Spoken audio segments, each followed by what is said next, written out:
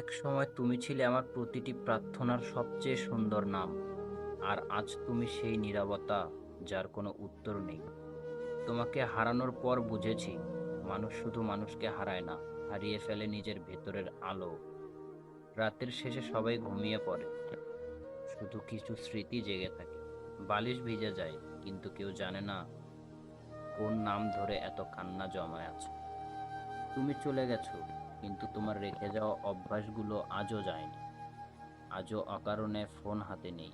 আজও মনে হয় হঠাৎ একদিন তুমি লিখবে, কেমন আছো। সবচেয়ে বেশি কষ্ট তখন হয় যখন যে মানুষটাকে নিজের পৃথিবী ভেবেছিলাম সেই প্রমাণ করে দেয় আমি তার পৃথিবীর কোনো অংশই ছিলাম না। ভালোবাসা শেষ হয়ে গেছে, কিন্তু তোমাকে নিয়ে আমার নীরবতা অপেক্ষা আজও শেষ হয়নি। তুমি চলে যাওয়ার পর আমি আর কাউকে দোষ দেইনি, শুধু নীরবে বুঝে নিয়েছি সবাই ভালোবাসার কথা রাখে না। রাত হলে আজও তোমার স্মৃতিগুলো ফিরে আসে, আর আমি হাসতে হাসতে চুপচাপ কেঁদে ফেলি। যাকে নিজের পৃথিবী ভেবেছিলাম সেই শিখিয়ে গেছে সবচেয়ে কাছের মানুষও একদিন সবচেয়ে দূরে চলে যায়।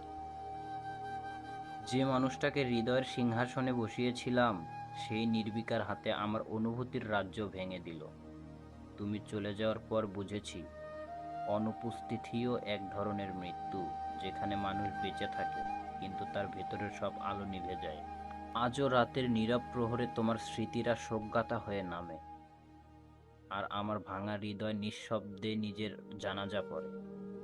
সবচেয়ে নির্মম সত্য হলো, যাকে আত্মার সমান ভেবেছিলাম তার গল্পে আমি ছিলাম শুধুই একটি ক্ষণিকের অধ্যায়। মানুষটাকে আত্মার গভীরে আশ্রয় দিয়েছিলাম সেই বিদায়ের শেষে আমাকে শূন্যতার হাতে সমর্পণ করে গেল।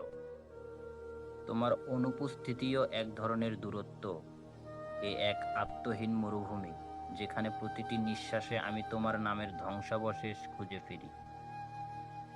রাতের নিস্তব্ধতায় আজও মনে হয় আমার হৃদয়ের ভাঙা দেয়ালে তোমার স্মৃতিগুলো শোকের আঘাত লিখে যায়। সবচেয়ে করুণ সত্য এই, আমি তোমাকে মহাকাব্যের মতো ভালোবেসেছিলাম, আর তুমি আমাকে একটি অসমাপ্ত কাব্যের মতো ফেলে গেছো। আজও বেঁচে আছি, কিন্তু এই বেঁচে থাকা কেবল শরীরের। আমার অনুভূতির সমাধি ফলকে তোমার নামই একমাত্র উৎকর্ণীয়। আমাকে একটু ভালোবাসলে তোমার কী বা ক্ষতি হতো?